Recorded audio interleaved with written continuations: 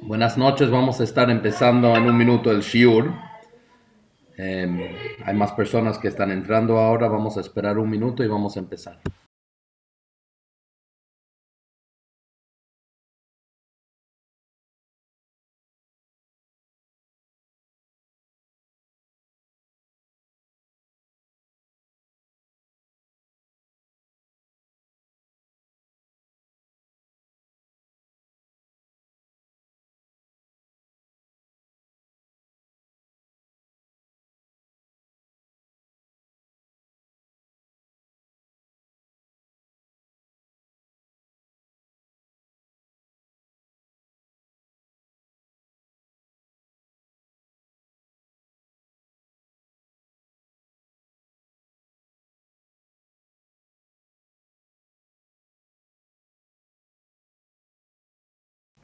Buenas noches, Rabino Grumlat, ¿estás?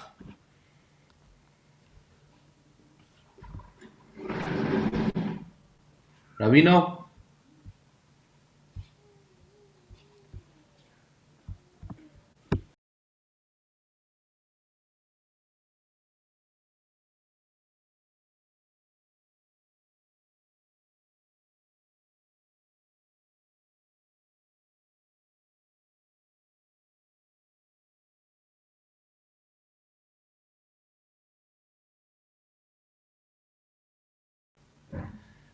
Rabino Grumlat, ¿estás?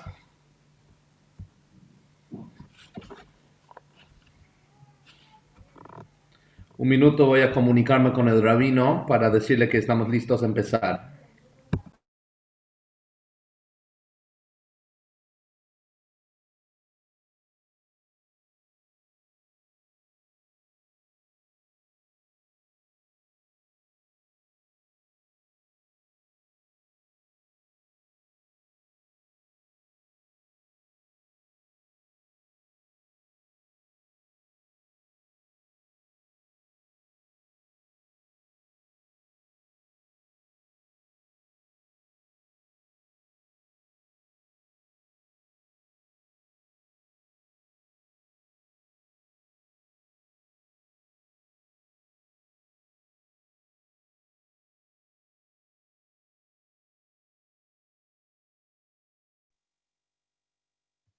Buenas noches a todos. Perfecto, perfecto, ahora sí.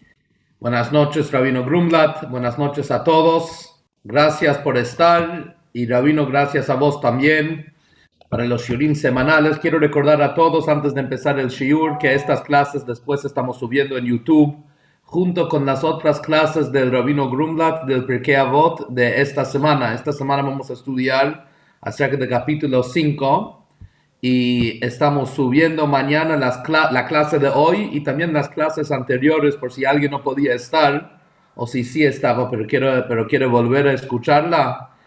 Entonces podés entrar al YouTube de Comunidad Wilson, podés compartirlo también con otros, podés suscribir también, así vas a ver cada vez que subimos un video nuevo de los shiurim y las charlas en la comunidad, y ni hablar, se puede compartirlo con tus amigos para que ellos también pueden disfrutar de estas clases, de estos shiurim. Ahora voy a apagar mi micrófono y vamos a escuchar al Rabino Grumlat.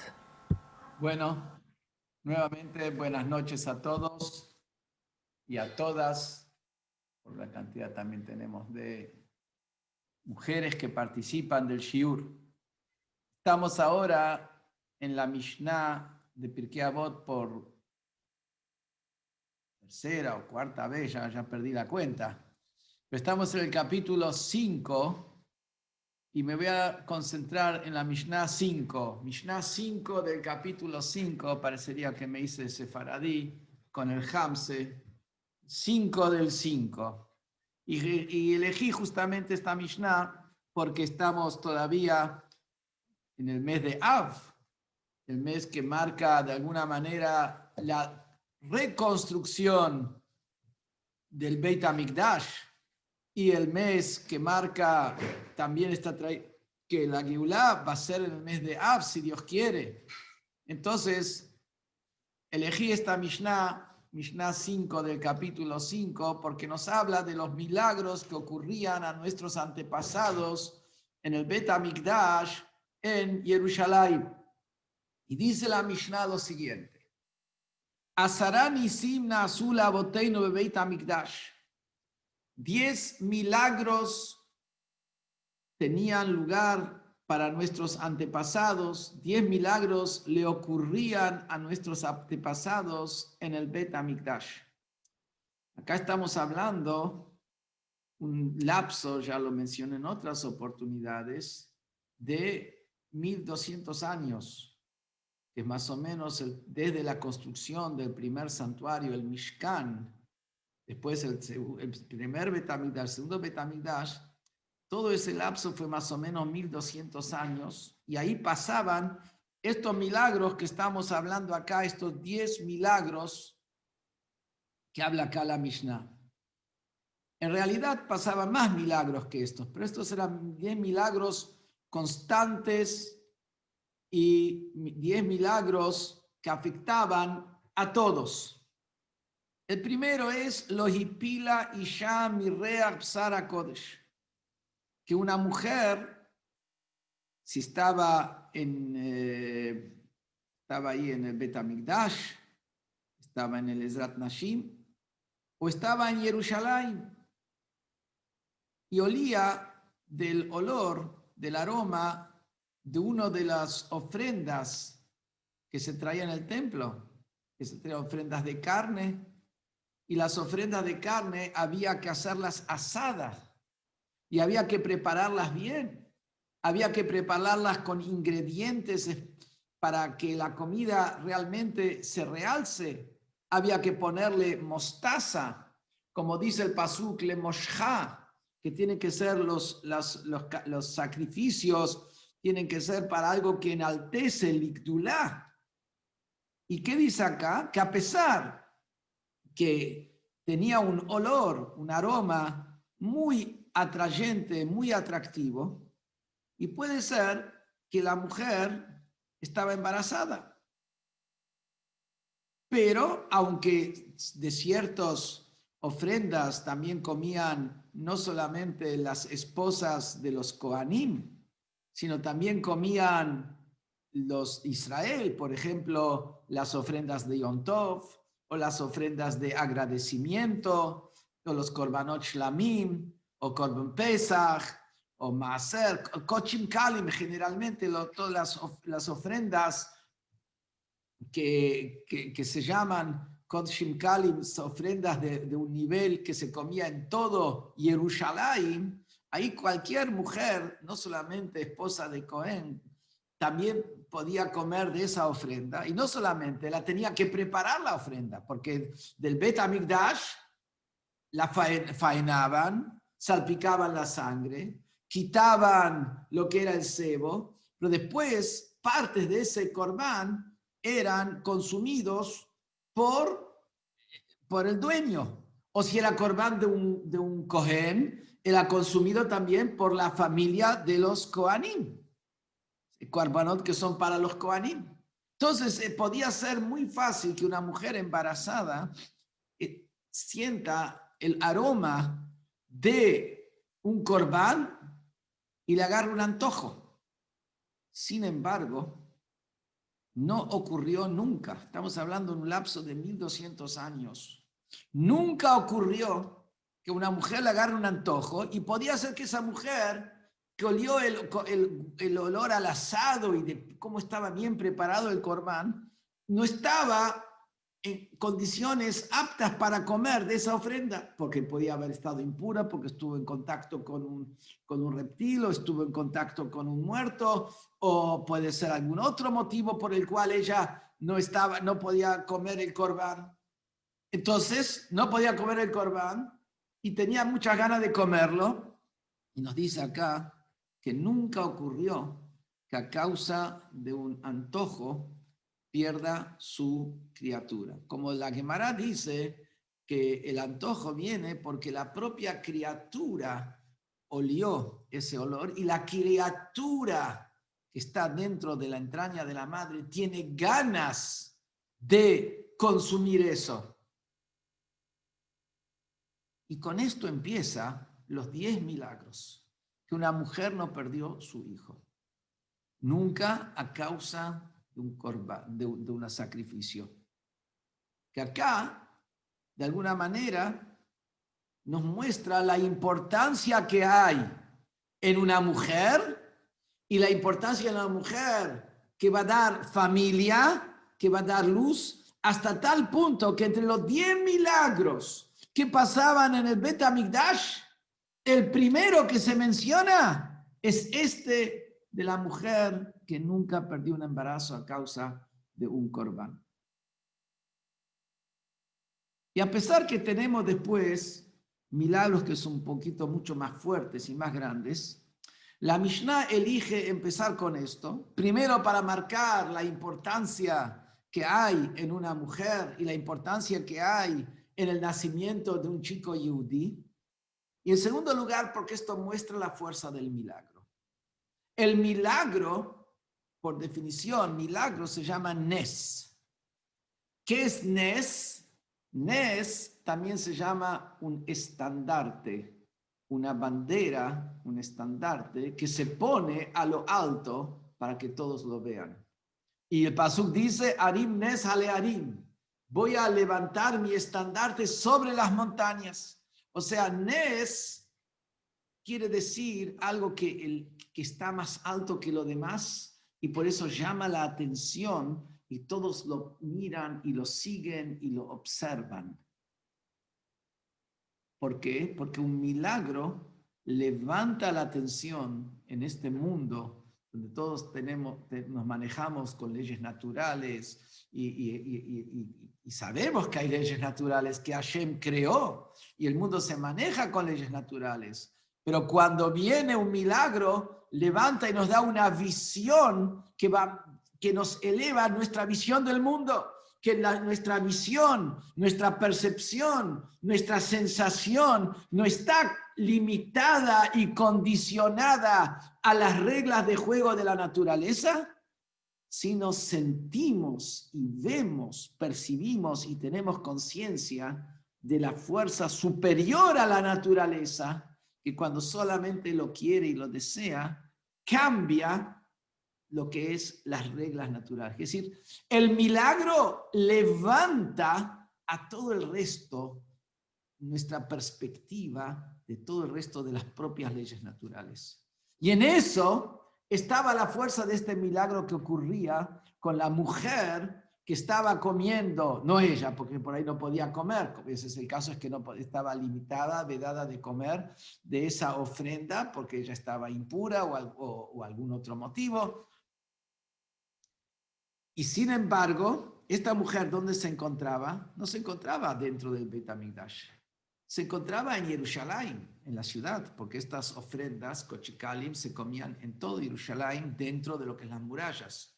E incluso el aroma podía ir mucho más lejos que la muralla de Jerusalén. Cuando tenemos un asadito, a veces en la cuadra, sentimos varias casas de distancia y sentimos el asadito. Y el Talmud nos cuenta que el aroma del Ktoret, el aroma del incienso que se traía en el Bet HaMikdash en Jerusalén, se sentía en la ciudad de Jericó, que está a muchos kilómetros de Jerusalén, Jericó. Así también vemos cómo el aroma podía llegar lejos. Y eso no era un milagro, eso por la fuerza que tenía el incienso, el Ktoret.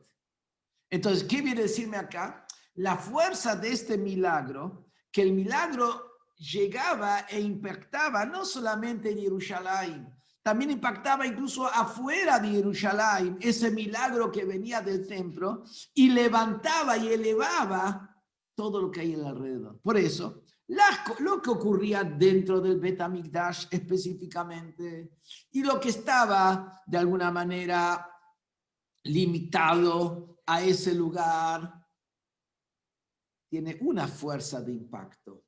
Pero cuando el milagro se siente en toda la ciudad y se siente también fuera de la ciudad, el impacto del milagro, el Nes es mayor. El elevar a todo lo que hay, a la naturaleza, a las leyes naturales, al mundo que se maneja con sus reglas naturales, es muchísimo mayor.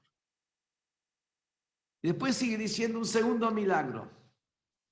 Lo yisriach b'sar hakodesh me'olam. Nunca se pudrió carne de las ofrendas que se traían al Bet HaMikdash. Tenemos que tomar en cuenta, Bet HaMikdash no había heladera. Bet HaMikdash, en toda la Mishnah no se menciona que tenían, no hablo de heladeras eléctricas. Existía en esa época, existía lo que se llama la helera, heladeras de hielo que se tenía hielo y con el hielo se podía guardar y juntar. No se menciona en absoluto que existía algo para mantener la carne, digamos, con hielo o lo que sea. Estamos hablando de miles de ofrendas que venían al templo, un lugar abierto, donde iba gente, entraba gente, salía gente, un movimiento impresionante había en el Bet HaMikdash, y se faenaba un animal, y era verano, tomemos verano en Jerusalén, pega todo el sol, pega el sol, y sin embargo, nunca pasó que se pudra carne de lo sagrado. ¿Qué quiere decir? En primer lugar, en el primer milagro vemos que lo sagrado no generó un daño. En el segundo milagro vemos que lo sagrado no se pudre. Aunque físicamente tendría que pudrirse con el calor, está ahí todo un día en el calor. Nunca ocurrió. Milagro número 3. Nunca se vio un mosquito ahí en el matadero. En un matadero ahí donde mataban los animales, se agitaban los animales, vertían la sangre y se caía la sangre y estaba ahí puesta. Y todo abierto, porque no nos olvidemos que el lugar donde se llevaban a cabo los sacrificios era un patio grande, muy grande, abierto, sobre una colina. Tenía que estar lleno de mosquitos. Nunca se vio un mosquito, una mosca, ahí donde están, incluso donde se encuentran el matadero.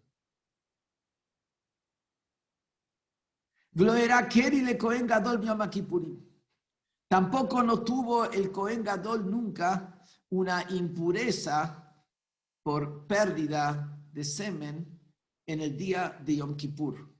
¿Y por qué enfatiza justo este tipo de impureza?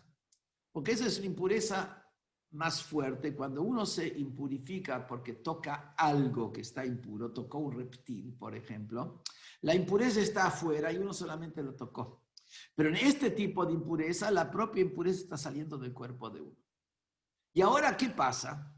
En realidad, había un suplente que se nombraba cada año para el Cohen Gadol, para que en caso que le tenga una situación como esa, haya quien lo cubra. Se retira ese Cohen Gadol y asume otro Cohen Gadol y hace todo el trabajo. Porque con impuro el Cohen Gadol no puede hacer su trabajo. Sí, entonces no era una cuestión que no hay manera, que hubiera pasado algo que no tiene arreglo. Vamos a decir, el primer caso, Haz Shalom, un chico, en el caso del empacho, que le agarra a la mujer la gana de comer y la mujer embarazada. Acá estamos hablando. Por otro Cohen Gadol, ¿qué va a pasar? Dicen los comentaristas que esto quieren enseñarnos a nosotros. Hashem no quería que el Cohen Gadol pase una vergüenza, que lo tenga que cambiar por una cosa así en la mitad de Yom Kippur. Quiere decir que para respetar la dignidad de una persona, Hashem hacía un milagro. Que acá sacamos una lección extraordinaria. No solamente que en un lugar sagrado no aparece un mosquito, como dijimos antes. No solamente que no se pudre algo de lo sagrado, sino también para que el Cohen Gadol no pase vergüenza. Por la dignidad del Cohen Gadol, Hashem hacía un milagro. Próximo milagro que ocurría era Velokibu Hageshamim Eshel Atzei Hamaraja. Como dije antes, esto tenía lugar todo en el patio del Bet HaMikdash. En el patio del Bet HaMikdash había el altar, un altar que tenía de 16 metros por 16 metros. Se iba achicando un poquito el espacio donde estaba el fuego, pero era bastante grande. Entonces los Kohanim caminaban ahí alrededor y movían tenía 5 metros de altura y tenían que mover la carne de un lugar al otro. Y eso estaba todo abierto. Estaba todo abierto. A veces llueve, en el invierno llueve en Jerusalén. Tenés fuego encendido ahí y viene una lluvia. Es lógico que alguna vez se puede haber apagado el fuego. Dice lo que en las lluvias nunca apagaron el fuego de lo que estaba encendido sobre el fuego del altar. Nunca se había apagado. Que eso también es una lección, como dice en el pasuk, que hay un fuego eterno encendido sobre el altar. Lotichbe quiere decir no tenés prohibido de apagarlo. Pero el concepto es que el fuego eterno del altar no se apaga. Las lluvias no lo apagan, no lo lavan. Hay que saber que hay un fuego del altar. Hay un fuego del altar, ese fuego del altar no se apaga por nada. Las cuestiones naturales no hacen que ese fuego se apague. Lo mismo entendemos que todas estas partes están dentro de cada yehudí. El fuego del altar interior, que es el corazón del yehudí, no se apaga nunca. Y otro milagro que ocurría ahí con el altar, que había una columna de humo que subía, una columna de humo que subía de las ofrendas y la columna subía erguida. El viento nunca venció a la columna de humo. ¿Qué quiere decir? La columna de humo que sube al cielo no tenía factores naturales del mundo que la desviaban. La columna subía derechita al cielo. Y otro milagro,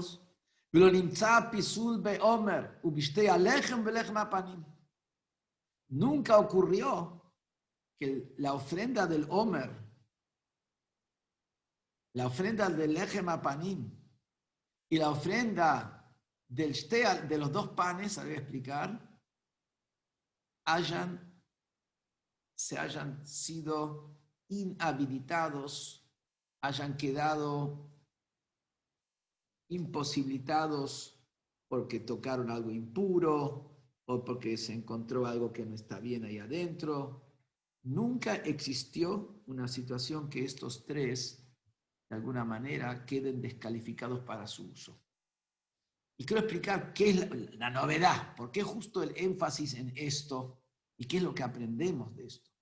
El énfasis es lo siguiente. Primero tenemos la ofrenda del Omer. La ofrenda del Omer era la ofrenda de cebada que se cosechaba la segunda noche de Pesaj.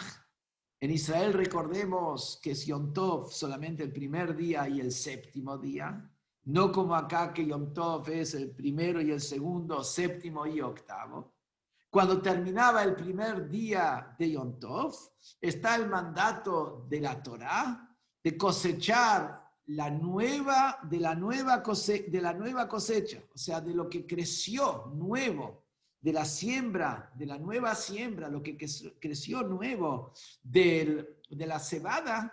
La primer cosecha se cosechaba esa noche del segundo día de Pesaj, y después se ofrendaba como un pan en el altar en el segundo día de Pesaj. Y ahí empezamos a contar la cuenta del Omer, los 49 días, es desde esa noche, desde el momento de que se hacía la cosecha.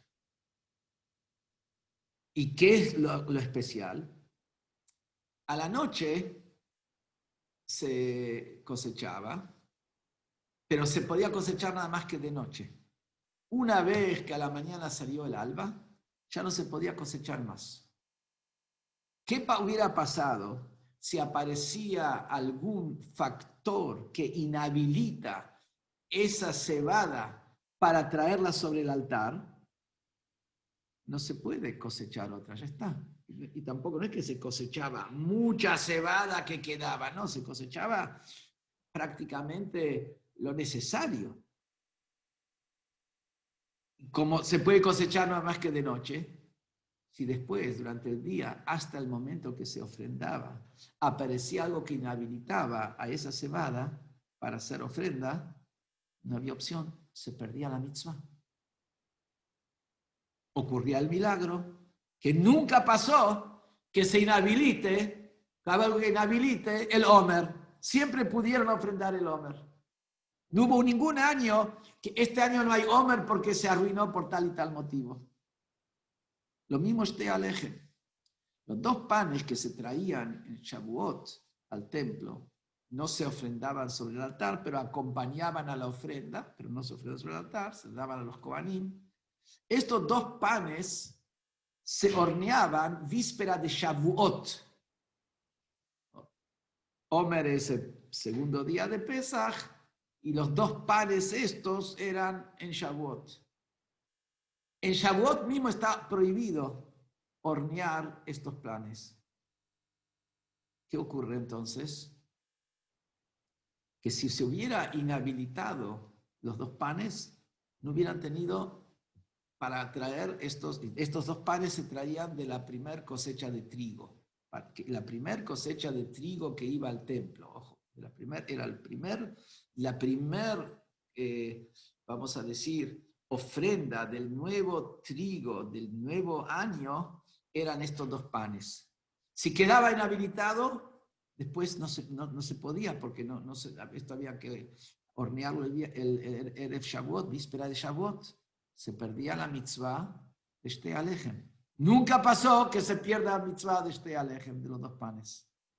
Lo mismo el Lechem Apanim, que este era mucho más duro. Todas las semanas, los días viernes, se horneaban 12 panes. Eran panes que tenían 48 centímetros de largo, de ancho y se doblaban, etc. Se llaman los panes de las caras. No eran lisos, sino iban para arriba y tenían diferentes formas. Hay diferentes opiniones, cómo eran las formas, cómo se doblaban esos panes, pero se llaman los panes de las caras, Lechem Apanim. Eran 12 panes y que iban y se colocaban sobre el shulchan, la mesa especial que estaba en el santuario, en el Eijal, al lado de la menorá, al lado del altar del incienso, no de las ofrendas animales y tortas, sino del incienso. Ese se llama Lechem Apanim. Entonces, todos los viernes se horneaba y el Shabbat se lo colocaba en la mesa, el shulchan, y estaban en esa mesa toda la semana. El próximo Shabbat se sacaban los que estuvieron la semana anterior, se traían nuevos panes para esa semana que habían sido horneados el día viernes, y eso era comido por los Kohanim, ese pan que sacaron de Shabbat. Que ahí ocurría otro milagro, que el pan tenía 8 días, o sea, en realidad tenía 9 días, porque se hizo del viernes y lo estaban sacando el Shabbat de la semana siguiente. Y estaba calentito, como que recién lo sacaron del horno. Pero justamente de ese milagro no me viene a hablar, me habla de otro milagro. Si el Lechem Apanim se hubiera impurificado por algún motivo, se hubiera arruinado por algún motivo, ¿qué hubiera ocurrido? Esa semana, ese Shabbat, no hay Lechem Apanim, no hay panim, pero acá panim quiere decir caras, no, Lechem es pan. El pan de los panes sería, el Lechem de las caras, el pan de las caras. No hubiera habido, porque no hay manera, si esto se puede hornear nada más que el día viernes. Entonces, en las 3 mitzvot estas, de la ofrenda del Omer de cebada, segundo día de Pesach, de los 2 panes de Shavuot, y el Lechem Apanim, el pan de las caras que se ofrendaba todas las semanas, nunca hubo algo que los inhabilitó para no poder ofrendarlos. Porque si no se hubiera perdido la mitzvah. ¿Qué es lo que vemos de aquí? Hashem hace un milagro, no solamente para una cuestión, vamos a decir, que salvar una mujer o su bebé, la dignidad del Kohen Gadol, el honor del Bet HaMikdash, que hayan moscas por el lugar, que suba, la columna sube al cielo, bueno, queremos que suba hacia arriba, sino también para que los Yehudim no pierdan la oportunidad de cumplir una mitzvah, que después pasó el momento y se perdió, después no hay manera de traerla. Hashem hacía el milagro para que no se pierda esa mitzvah, no se pierda esa ofrenda. Que de acá aprendemos nosotros, que a veces uno dice, bueno, pasó, ya está, ¿qué vamos a hacer? Pasó, lo perdimos. No. Una persona no tiene que perder una mitzvah. Una mitzvah no puede dejarse perder. Si acá vemos que Hashem hace un milagro, 1200 años, para que los Yehudim no pierdan estas 3 mitzvot. ¿Cuánto esfuerzo y milagro en conducta, milagro en la actitud tiene que tener la persona para no perder una mitzvah? Que ese es el concepto, hay en judaísmo un concepto que es mitzvah hatluya bisman. Hay una mitzvah overet, una mitzvah que tiene un tiempo y pasó el tiempo y ya no se puede cumplir más. Acá la Mishnah nos quiere enseñar el cuidado que la persona tiene que tener con una mitzvah overet, una mitzvah que pasó el tiempo y después no se puede cumplir más. Por ejemplo, decir el Shema. El Shema es una mitzvah de la Torah todos los días. Decir el Shema, Israel, Hashem Elokeinu, Hashem Echad, la primer parsha, la segunda parsha, es de la Torah, diferentes opiniones, pero opiniones que es de la Torah, diferentes opiniones, y después está el Bayomer, que es de los Jajamim. Pero ¿qué pasa si la persona, decir el Shema tiene un horario? Como aprendimos, cuando te acostás a dormir y cuando te levantás, que es decir, en el horario que la gente duerme o en el horario que la gente se levanta, ese es el horario. Y hay una hora hasta cuando uno se levanta. Hay un horario. ¿Hasta qué hora se dice el Shema? Que serían 3 horas. 3 horas, no horas reloj, sino tomando desde la salida del sol hasta la puesta del sol, dividido eso por 12, se sabe cuánto tiene cada hora. Hoy en día que los días son cortos, porque estamos en invierno, entonces las horas tienen menos minutos, porque es menos horario. Entonces, quiere decir que esas 3 horas, desde la salida del sol, son menos que 3 horas reloj. Pero de todos modos, una persona perdió el horario, perdió la mitzvah. Ni que hablar, prender las velas del Shabbat en horario, después del horario no se puede prender. O sea, una persona llegó, no prendió la vela, se perdió, podemos decir, perdí la... No es así. Imagínate, Hashem hacía milagros durante 1200 años para que no pierdan la mitzvah. Vos no podés perder la mitzvah. Después sigue la próxima. Omdim tzfufim umishtachavim rebachim. Los judíos cuando estaban en el patio del Bet HaMikdash estaban parados, tzfufim quiere decir flotando. Término tzaf al prehamaim, flota sobre la faz del agua. Y estaban flotando, parados flotando. Eran tantos, estaban tan apretados que no podían apoyar los pies sobre la tierra. Estaban en el aire. Y esto lo puedo decir también de experiencia del 770, cuando era Simchat Torah o era en Eilat, o sea, momentos especiales ahí alrededor del Rebbe, que estábamos ahí como en el aire, ni siquiera estábamos pisando el piso, porque era tan apretado que no se alcanzaba a pisar el piso. Entonces, estaban todos apretados de una manera que estaban flotando en el aire sin pisar en el piso. Umishtahabim rebahim. Y después, cuando se mencionaba el nombre de Dios, había que arrodillarse. ¿Y cómo se arrodillaba en el templo? No como nosotros nos inclinamos cuando decimos la Shemona Esrei, que bajamos la cabeza, doblamos las rodillas, sino como lo hacemos en Yom Kippur. Que Yom Kippur es al piso. Y en realidad, la manera de arrodillarse es totalmente la cabeza, todo el cuerpo, y no que simplemente se arrodilló, se extienden sobre el piso como anulado total. Entonces, imaginémonos, parados, no podían, no, estaban ahí flotando.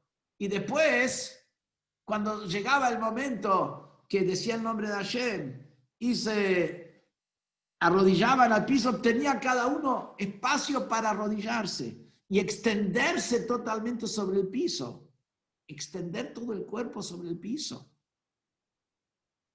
Y más aún, como dicen los Jajamim, en ese momento la persona podía querer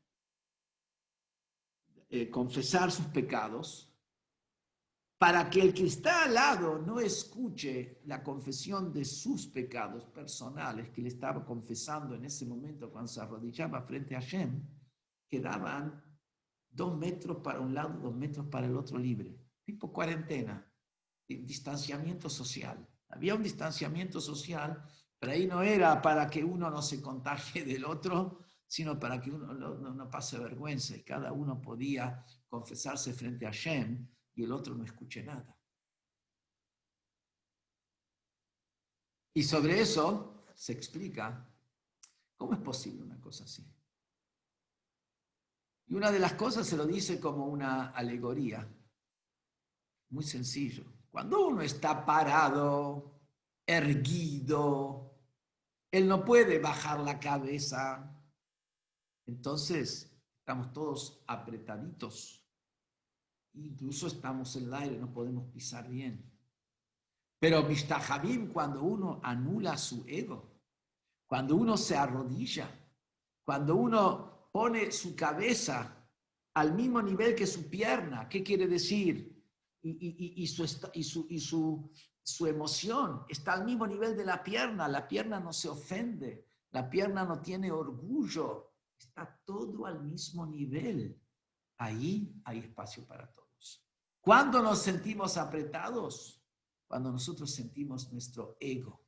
Pero cuando nos arrodillamos, había espacio para todos. Y después sigue diciendo,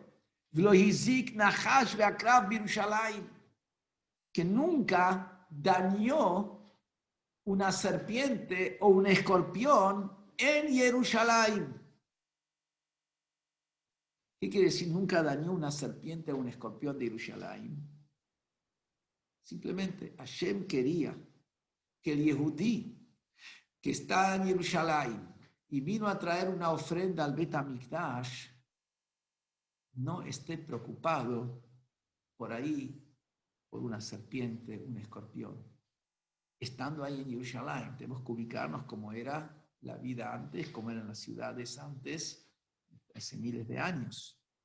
¿Y por qué dice específicamente una serpiente y un escorpión? Porque podía haber dicho, no dañó ninguna bestia dañina a una persona, porque bestias dañinas, eso lo podemos explicar, no entraban en la ciudad, cerraban la puerta. Cerraban la puerta de noche, se cerraban las puertas de Jerusalén, todas las puertas de Jerusalén. Entonces no podían entrar en la ciudad. Entonces se entiende por qué no dañaban.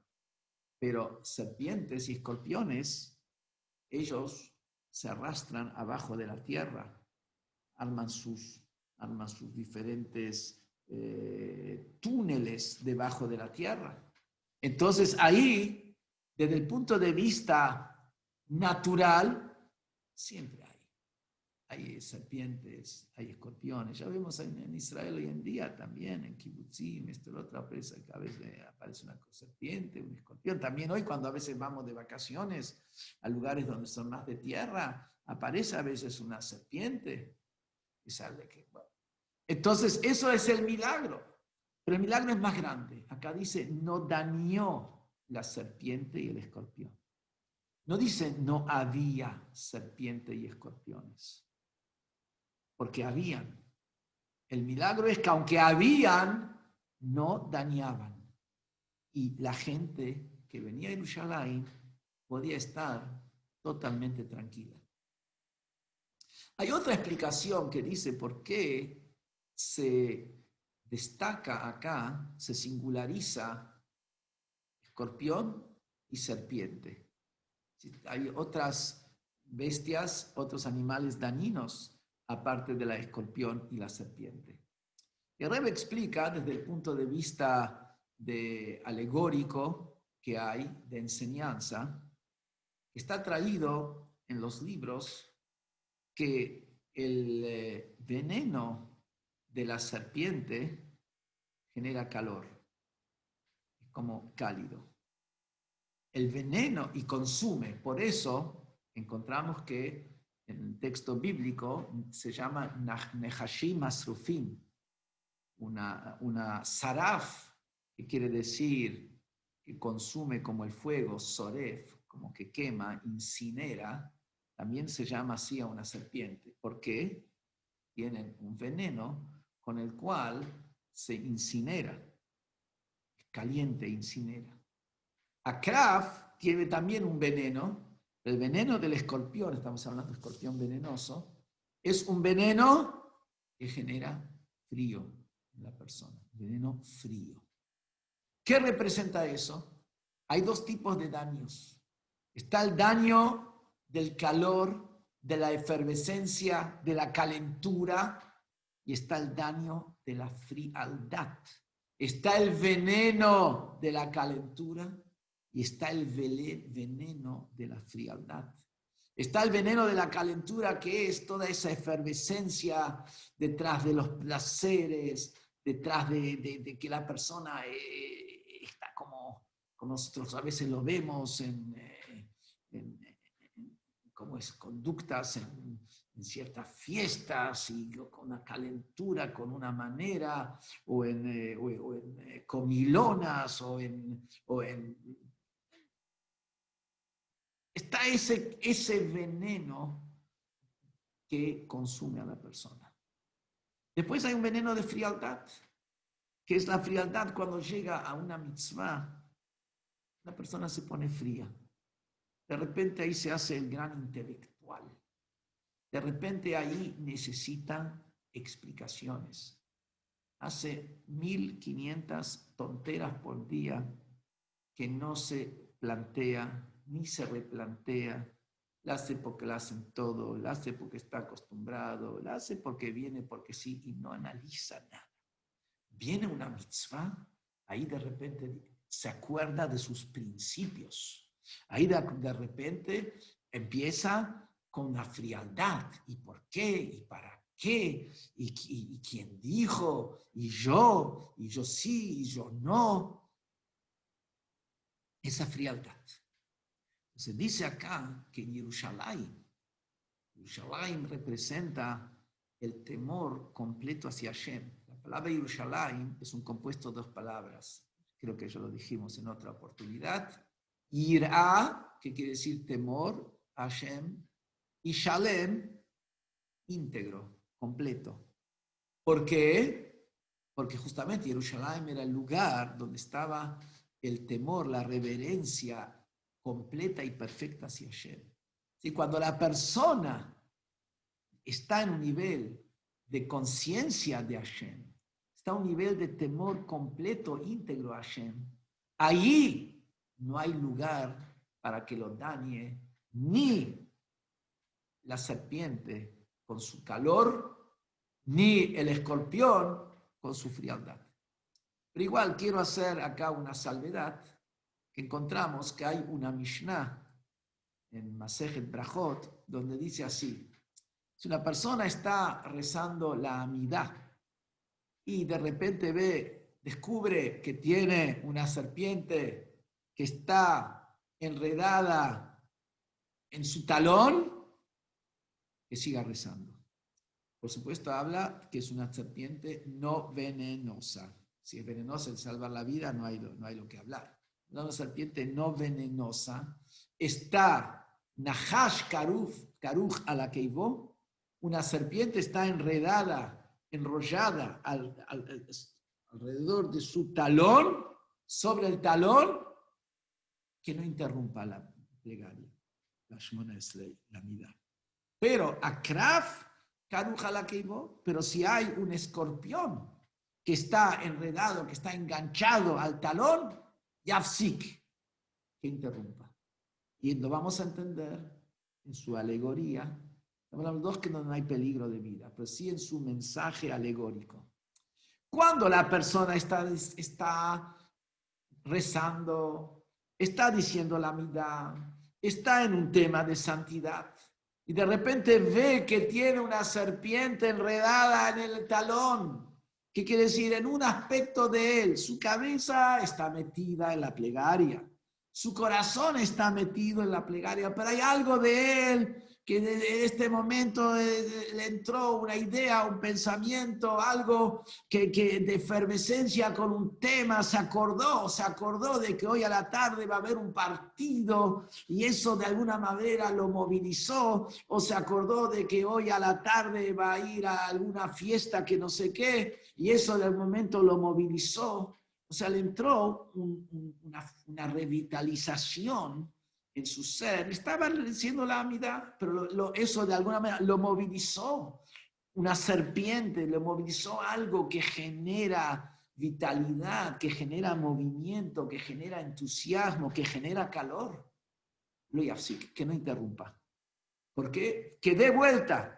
Ese entusiasmo de ahí, que lo meta ahora en la santidad, que saque el entusiasmo, se puso entusiasmado, que la persona esté entusiasmado es bueno. Ahora direccionemos este entusiasmo, no lo enfriemos, direccionemos el entusiasmo, vamos con esta gana, vamos con esta fuerza, vamos a estudiar con más fuerza, vamos a estudiar Torah con más fuerza, vamos a ir a visitar a gente necesitada con más ganas y con más energía, no solamente porque hay que cumplir.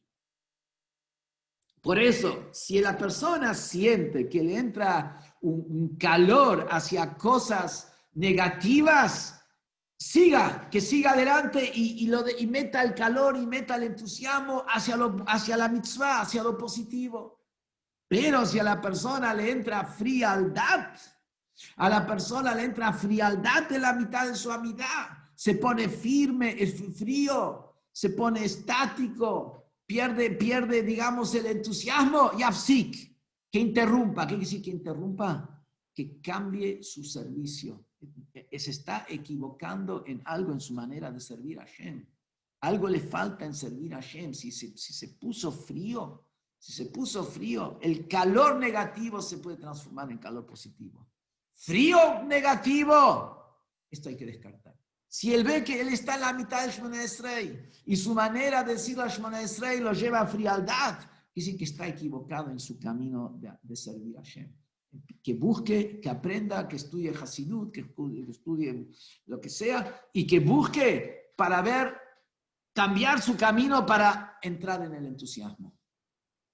Y después viene la última de los 10 milagros que ocurrían en Jerusalén. Y dice, V'lo amar Adam la Javeiro, tzarli hamakom she'alim b'Yerushalayim. Nunca le dijo una persona a su compañero, me siento incómodo, me siento apretado como para quedarme en Jerusalén.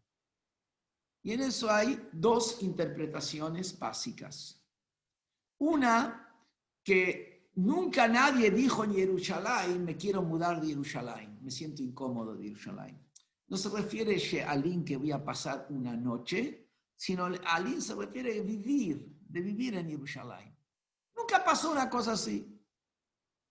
Que hay que entender un poquito, porque esto no es una cuestión de milagro, porque lo explican también justamente los comentaristas, que en Jerusalén siempre había Parnasá, en Jerusalén siempre había sustento, siempre venían Yehudim, siempre es... Jerusalén, Le Havdil, Elef Avdoles, vamos a decir al revés. New York es el Jerusalén de Estados Unidos. Jerusalén era el centro, justamente porque ahí estaba toda la Kedushá, todo giraba por ahí, y ahí salían todos los Geschäften. Pero sin embargo, está traído como que sí, que esto era un milagro. Y puede ser que era un milagro porque por más que todo ande bien, mira, que un yehudí no se queje es un milagro. Entonces no había ningún yehudí que dijo, me voy de Jerusalén. Esto sí que es un milagro, esto sí que es un milagro. Y el otro concepto, la otra explicación, también traída como pshat, como los básico y literal, es que cuando se traía una ofrenda en el Bet HaMikdash, la persona se quedaba la noche en Jerusalén. No se iba, no traía la ofrenda, no es que venía al Bet HaMikdash, dejaba el coche ahí estacionado a 2 cuadras del cótel, o si tenía un poco de protección, lo acercaba hasta el cótel, y entraba, hacía su corbán, arreglaba, él tenía un cohen, le daba al cohen una propina porque lo atendían enseguida y se iba y se volvía. Y se iba para Ben Gurión, al aeropuerto, y se viajaba de vuelta para New York. No era así. La persona venía a Jerusalén a traer una ofrenda, se quedaba a pasar la noche ahí. ¿Por qué? Para mostrar que para él esto no es de paso, no es un toco y me voy. No es que lo hago porque sí cumplí. No. Me quedo ahí la noche. ¿Y qué dice acá? Nunca ocurrió que una persona diga, me siento incómodo, no me quiero quedar a la noche en Jerusalén. Y ahí el Rebbe dice que este milagro que nunca nadie dijo, no me quiero quedar la noche en Jerusalén, no me siento incómodo, no me siento apretado, eso viene del otro milagro. Cuando estaban dentro del Bet HaMikdash, estaban parados, apretados, y después se arrodillaban, se posternaban y estaban totalmente tenían espacio alrededor. Y explicamos antes que cuando hay anulación hay espacio. De eso que ellos recibían, ese sentimiento de anulación del propio ego frente a Hashem, por eso es que nunca sentían que están incómodos en Jerusalén. ¿Por qué? Porque no sentían su propio ego, porque estaban anulados. Y eso también el Rebbe una vez le contestó a una persona que dijo, ¿por qué en 770 que lo aprietan, esto y lo otro? Entonces el Rebbe le contestó, imagínate que acá estarían analizando, era justo un profesor, están analizando una bomba atómica y la gente está encima mirándola. También me refiero a analizando a nivel estudio, no analizando la bomba misma. Nadie estaría pensando, me apretó, están metidos en un tema súper. Acá cuando la persona está metida en un tema súper, sale de su propio yo, y al salir de su propio yo, no le molesta esto, no le molesta lo otro. Y acá la Mishnah empieza hablando de los milagros que pasaban en Jerusalén, en Beit HaMikdash, pero también habla de los milagros en Jerusalén. ¿Por qué? Porque del Beit HaMikdash, como dije antes, emanaba también hacia afuera, hacia Jerusalén, y era el primer milagro, con el milagro de las mujeres, no solamente hacia Jerusalén, sino también afuera de Jerusalén. Quiera Hashem que pronto se reconstruya el Beit HaMikdash, veamos no solamente los 10 milagros, sino las decenas y millones de milagros, y que también podamos ver en el santuario de nuestra casa cada uno su milagro, y que cada uno de nosotros tengamos brajá, tengamos hatlajá, y quiero despedirme hoy, lo hago así más cortito porque tengo que entrar ahora a un Zoom de que se pasa por todo América Latina y me pidieron que sea muy puntual, así que y, menos vimos toda la Mishnah y les una muy buena noche y este Shabbat bendecimos al mes de Elul. Entonces les deseo a todos que ya tengamos todos una activá bejatimá tová, un año bueno, un año dulce, un año de alegría, un año de todo lo bueno. Muchas gracias, Rav Mendy. Muchas gracias a todos los oyentes. Gracias.